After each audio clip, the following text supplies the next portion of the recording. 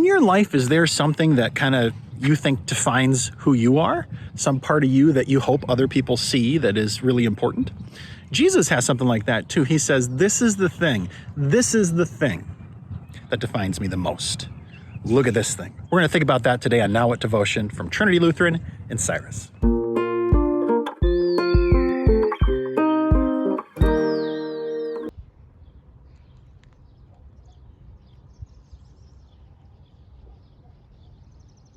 I'm over here by Lake Minnewaska. I was in Glenwood today for a visit, and I'm thinking about this. Jesus today, we're in the book of John 13, and he says, listen, in this moment now, right here is where I am glorified the most. This is the thing that shows the most who I am. And you disciples, you too can do this thing that I'm doing. And folks will know who we are. They'll know that you're Christians. They'll know that you are following me, Jesus, because of how you love each other. And he says, so I give you this new commandment, love one another the way I've loved you. And the thing is when he says this, is immediately the moment after he hands Judas a piece of bread and says, go and do what you gotta do. That's the moment that he says, this shows me for who I am. Huh.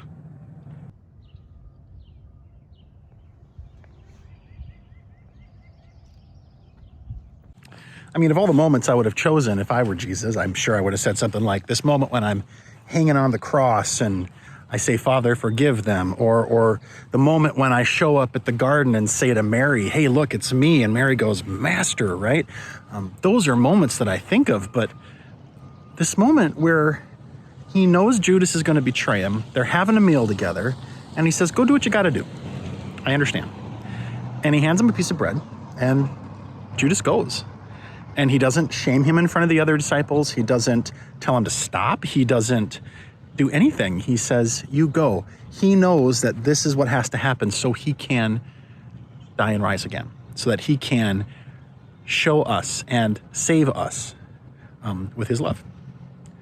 What a thing to think about. I think this is a deep mystery, and this is worth our time to reflect on, that his mercy and his love, even for his betrayer and for those who don't know him or even hate him, is so much that these are the choices he chooses to make, and he does so freely and knowing full well the consequences.